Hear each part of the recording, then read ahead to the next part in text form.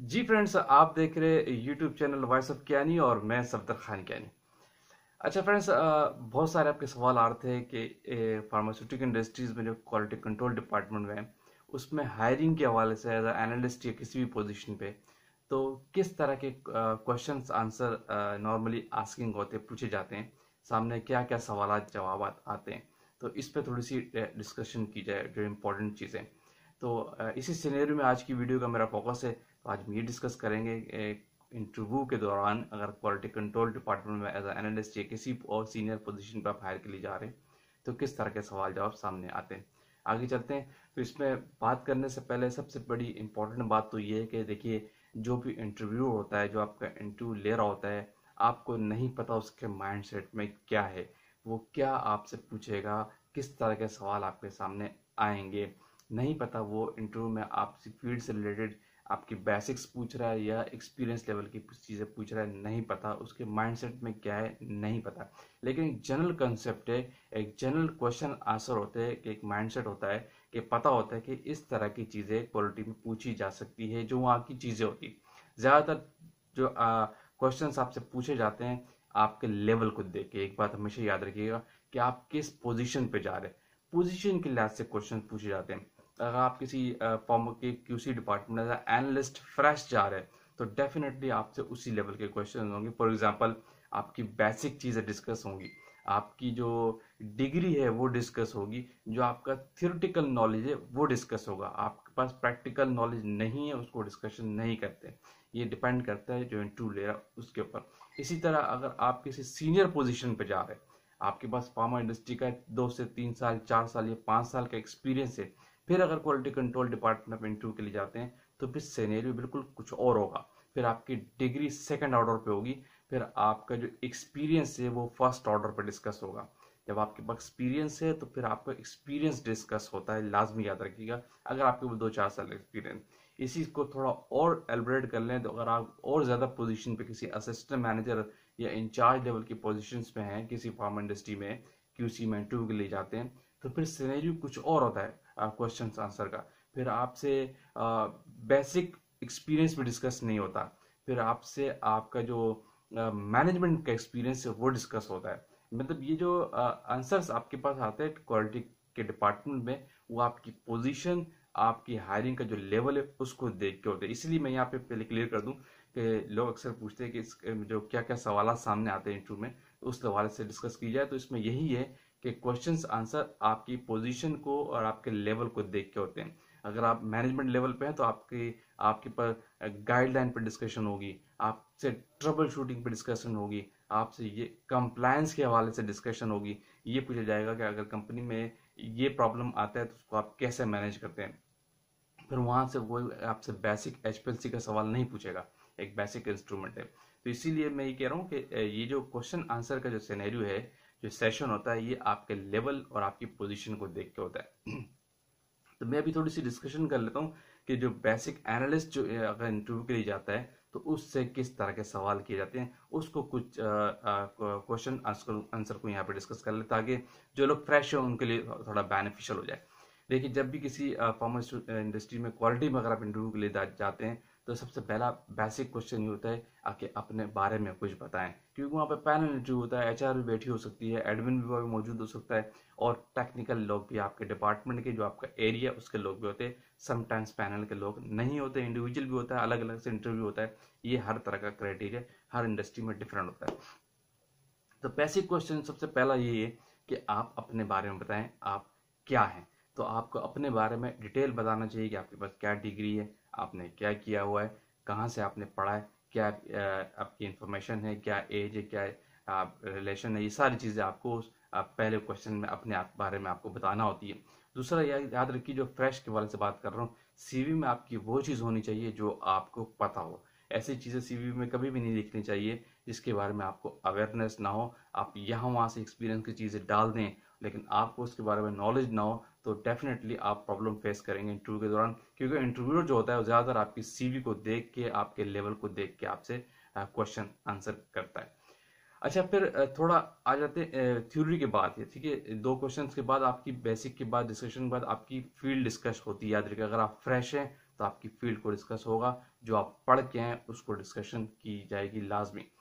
फिर जो definitely industry से अगर आप एनालिस्ट जा रहे हैं तो आप इंडस्ट्री में इंस्ट्रूमेंटेशन पढ़ के आते हैं थियोरेटिकल हद तक, प्रैक्टिकली ज़ाहिर है बहुत कम होता है, वो इंडस्ट्री में आके आप सीखते हैं। तो थियोरेटिकली अगर बात करते हैं इंस्ट्रूमेंट की, तो अगर एनालिस्ट आप जा रहे हैं तो इंस्ट्रूमेंट अगर फ्रेश है तो इंस्ट्रूमेंट अगर डिस्कस होता है तो उसमें याद रखिएगा सारे इंस्ट्रूमेंट जो होते हैं उसके साथ साथ आपसे पूछा जा सकता है कि लेबोरेटरी में कौन कौन से इंस्ट्रूमेंट यूज हो जाते हैं। तो आपको पता होना चाहिए कि स्पेक्ट्रोफोटोमीटर लेबोरेटरी में यूज होता है, एचपीएलसी का इंस्ट्रूमेंट लेबोरेटरी में यूज होता है, गैस क्रोमेटोग्राफी का इंस्ट्रूमेंट लेबोरेटरी में यूज होता है, पीएच मीटर को हम यूज करते हैं, और डीटी अपरेटस आपके पास यूज होता है, डिसोल्यूशन अपरेटस आपके पास यूज होता है। ये जनरल यानी आपसे पूछा जा सकता है कि किस तरह के इंस्ट्रूमेंट लेबोरेटरी के अंदर होते हैं, तो आपको पता होना चाहिए ये लेबोरेटरी में इंस्ट्रूमेंट यूज किए जाते हैं। फिर अगर हम स्पेसिफाइड कर दें तो स्पेसिफाइड थोड़ा सा सेशन में डिस्कस कर लेता हूँ कि स्पेशली जो एचपीएलसी का इंस्ट्रूमेंट है ना, इस हवाले से सवाल लाजमी पूछा जाता है, चाहे आप फ्रेश ही क्यों ना हो या आपके पास एक्सपीरियंस बहुत ज़्यादा ही क्यों ना हो। तो एचपीएलसी ऐसा इंस्ट्रूमेंट है, फिर इस पे अगर ज़्यादा एक्सपीरियंस तो डेफिनेटली एचपीएलसी को डिस्कस किया जाएगा, लेकिन बेसिक्स के लिहाज से नहीं, ऑपरेशन के लिहाज से नहीं, फिर आपसे ट्रबल शूटिंग के हवाले से डिस्कशन की जाएगी, क्योंकि बेसिक लेवल पे आपसे कोई ट्रबल शूटिंग नहीं पूछेगा। जब आप ज़्यादा एक्सपीरियंस हो जाते हैं तो फिर आपसे ट्रबल शूटिंग पूछी जाती है, जैसे कि मैं अपनी वीडियोस में एचपीएलसी की ट्रबल शूटिंग लास्ट में डिस्कस करता हूँ, क्योंकि इस हवाले से इंडस्ट्री के अंदर बहुत सारे सवाल आपके सामने आते हैं, और अगर आप वहाँ पे हैं भी तो आपको पता होना चाहिए कि एचपीएलसी की ट्रबल शूटिंग क्या होती है। तो एचपीएलसी की बेसिक क्वेश्चन अगर जब आपसे पूछे जाएंगे, अगर आप एनालिस्ट है तो याद रखिए आपसे पहले पूछा जाएगा कि एचपीएलसी है क्या।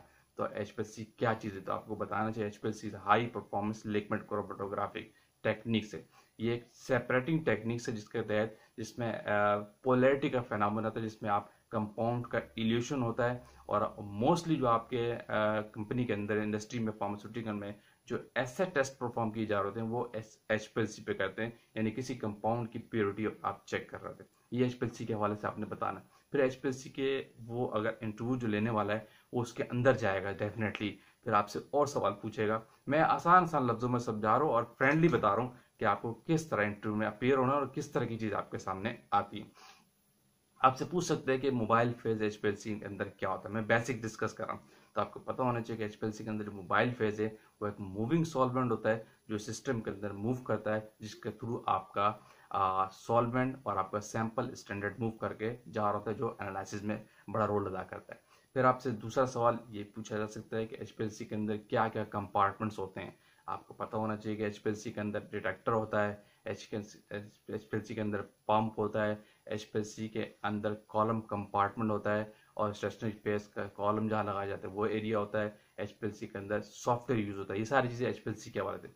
फिर दूसरा आपसे एचपीएलसी के अंदर जो फेजेस हैं वो लाजमी डिस्कस किए जाते हैं। आपसे पूछा जाएगा कि हार्ट ऑफ एचपीएलसी किसको कहा जाता है। ये बड़ा कॉमन क्वेश्चन है और बेसिक क्वेश्चन है, तो आपको पता होना चाहिए, इसका आंसर आपने यही देना है कि एचपीएलसी के अंदर जो कॉलम होता है उसको हम हार्ट ऑफ एचपीएलसी कहते हैं। अच्छा, फिर एक और चौथा सवाल इस हवाले से कि एचपीएलसी के अंदर फेजेस के वाले जो मैंने बात की, रिवर्स फेज क्या होता है और नॉर्मल फेज क्या होता है। तो इसका आंसर यही है, जो रिवर्स फेज क्रोमेटोग्राफी होती है उसमें आपका मोबाइल फेज मोर पोलर होता है as compared to stationary phase. तो और रिवर्स फेज के अंदर, ठीक है, स्टेशनरी फेज आपका कॉलम होता है, और नॉर्मल फेज के अंदर आपका स्टेशनरी फेज मोर पोलर होता है और आपका मोबाइल फेज लेस पोलर होता है, या नॉन पोलर की टर्म यूज की जाती है। ये दोनों फेजेस के बारे में आपसे लाजमी सवाल पूछा जाएगा। अच्छा, फिर पांचवा सवाल कि सेपरेशन का फेनोमेना एचपीएलसी में कहाँ हो रहा होता है। तो डेफिनेटली आपने बताना है कि एचपीएलसी के अंदर सेपरेशन का फेनोमेना आपके कॉलम के अंदर हो रहा होता है, जहाँ पे इल्यूशन का फैक्टर होता है, जहाँ पे ड्रैगिंग फोर्स अप्लाई होती है, जहाँ पे प्रोपेलिंग फोर्स अप्लाई होती है। इन चीज़ों के बारे में आपसे डेप्थ में पूछा जा सकता है। छठा सवाल आपसे ये कि एचपीएलसी की फ्लो डायग्राम क्या होती है। मैं एचपीएलसी को बेस करके बात कर रहा हूँ। एचपीएलसी की फ्लो डायग्राम आपसे अक्सर पूछी जाती है। आपको पता हो जो बेसिक लेवल पे है कि एचपीएलसी की फ्लो डायग्राम क्या होती है, किस तरह होती है उसकी डायग्राम। मैं आपको बता दूं कि डेफिनेटली जब एचपीएलसी को स्टार्ट से एंड तक की बात होती है तो आपका एक सॉल्वेंट रिजर्वायर होता है जहाँ पे आपके मोबाइल फेस होते हैं, ठीक है। उसके बाद सॉल्वेंट मूव करके आ रहा होता है, और इसके बाद इंजेक्टर मिक्सर आता है। मिक्सर के बाद आपके जो आपका मोबाइल फेस का एरिया है, स्टार्ट की बात कर रहा हूँ, वहाँ से सॉल्वेंट आपका फ्लो डायग्राम के लिहाज से जो आपका एक मोबाइल फेस का एरिया, उसके बाद आपका दूसरे एंड से इंजेक्टर का कंपार्टमेंट आता है, फिर उसके बाद सॉल्वेंट मिक्सर का एरिया आता है। फिर उसके बाद आपका जो प्री कॉलम का एरिया है जो मोबाइल पे आपका मूव करता है, प्री कॉलम, इसको आप गॉड कॉलम कह ले। फिर उसके बाद कॉलम का एरिया आता है। फिर उसके पास डाटा एनालिसिस में जाता है जो आपको सॉफ्टवेयर टूल। ये छोटी सी फ्लो डायग्राम के बारे में आपको थोड़ा बहुत पता होना चाहिए कि एचपीएलसी के अंदर फ्लो डायग्राम बेसिकली क्या होती है। तो इस तरह के एचपीएलसी रिलेटेड आपसे सवाल बहुत सारे पूछे जाएंगे बेसिक लेवल पे, लेकिन आपसे कोई अभी ट्रबल शूटिंग की बात नहीं करेगा अगर आप बिगनर है या इनिशियल स्टेज पे एज अ फ्रेश इंटरव्यू देने के लिए जा रहे हैं। फिर एचपीएलसी के अंदर लैम्डा मैश के हवाले से कोई आपसे पूछ सकता है कि वेवलेंथ क्या होती है, तो आपको इसका आंसर भी देना है कि वेवलेंथ वो एक सेक्शन है जहाँ पे आप मैक्सिमम सेट करते हैं, जिसकी कोई भी कंपाउंड अपना मैक्सिमम जो रिस्पॉन्स शो कर रहा होता है जिस वेवलेंथ पे, उसको हम वेवलेंथ कहते हैं। फिर इसकी रेंज आपसे पूछी जा सकती है कि विजिबल रेंज क्या होती है, और यूवी की जो रेंज है 200 टू 400 और 400 टू 800 इनविजिबल रेंज, ये दोनों रेंजेस के बारे में आपसे सवाल आदमी कर सकते हैं। फिर एचपीएलसी के जो लैंप है वो क्या होता है, ये बड़ा पूछा जाने वाला सवाल है कि एचपीएलसी में लैंप क्या करता है। लैंप के बारे में इसका आंसर यही है, एचपीएलसी में जो लैंप होता है वो एज ए रेडिएशन सोर्स कहलाता है। ठीक है, ये वो बेसिक्स क्वेश्चन है जो आपसे इंटरव्यू में कहीं भी जाते हैं, जहाँ अगर आप बेसिक लेवल पे तो एचपीएलसी लाजमी डिस्कस होगा, जिसमें एचपीएलसी से हवाले से ये सारे सवाल आपसे पूछे जाते हैं कि एचपीएलसी को फोकस बना के जो मैंने आपसे क्वेश्चन आंसर बताए ये लाजमी आपसे पूछे जाएंगे। ठीक है फ्रेंड्स, तो ये फ्रेंड्स अगर किसी भी क्वालिटी में इंटरव्यू के लिए जाते हैं तो इसका फिर मैं वही कह दूंगा कि आपसे जो क्वेश्चंस आंसर होंगे, इंटरव्यू पूछने वाला उसके माइंड में क्या है आपको नहीं पता, लेकिन जनरल कॉन्सेप्ट के लिहाज से जो मैंने आपको जवाब आंसर्स दिए हैं वो यही पूछे जाएंगे। आपका लेवल को देख के, आपके एक्सपीरियंस को देख के, और आपके एरिया को देख के, आपकी डिग्री, आपके स्टेटस को देख के आपसे सवाल किए जाते हैं, और किस लेवल पे आप इंटरव्यू दे रहे हैं उस हवाले से सवाल आपके सामने आते हैं। ऐसे बेताशा सवाल है, अगर हम एक इंस्ट्रूमेंट को देखेंगे उससे बहुत सारी चीज़ें पूछी जा सकती है। फिर हम पूरी लेबोरेटरी को डिस्कस करेंगे तो वीडियो बहुत लंबी हो जाएगी। मैंने आज जो सेक्शन वाइज थोड़ा सा डिस्कस किया वो एचपीएलसी के हवाले से इंटरव्यू डिस्कस किया कि एचपीएलसी के हवाले से किस तरह के आपसे सवाल पूछे जाते हैं, तो वो मैंने थोड़ा सा डिस्कस किए। फिर हम किसी और इंस्ट्रूमेंट को डिस्कस करेंगे, डिसोल्यूशन है, डीटी ऑपरेटर्स है, रिफ्रैक्टोमीटर है, गैस क्रोमेटोग्राफी है, ये सारे फ्लैम फोटोमीटर है, इन हवाले से हर एक के सवाल इंस्ट्रूमेंट के हवाले से आपसे सवाल सामने आ सकते हैं। तो ये सारी चीज़ें, आप इन चीज़ों के बारे में आपका अवेयरनेस होना बहुत जरूरी है। अगर बेसिक लेवल पे थोड़ा एक्सपीरियंस तो आपसे जो मॉडल्स होते हैं उनके बारे में सवाल हो सकता है, जो इंस्ट्रूमेंट के मॉडल्स यूज होते हैं वो भी आपसे पूछे जा सकते हैं अगर आप किसी एक्सपीरियंस के बाद इंटरव्यू देते हैं। तो अभी वीडियो को यहाँ क्लोज करते हैं, वीडियो बहुत लंबी हो जाएगी। तो आएंगे इसी तरह किसी और टेक्निकल बात के साथ और टेक्निकल कॉन्सेप्ट के साथ। जो लोग चैनल पर न्यू है सब्सक्राइब लाजमी कर दीजिए ताकि आने वाली वीडियोस आप तक पहुंचती रहे। आप लोग भूल जाते हैं, कमेंट्स में बताइएगा, अपनी राय लाजमी दीजिएगा। उस वक्त तक के लिए इजाज़त। Thank you for watching. अल्लाह हाफिज़।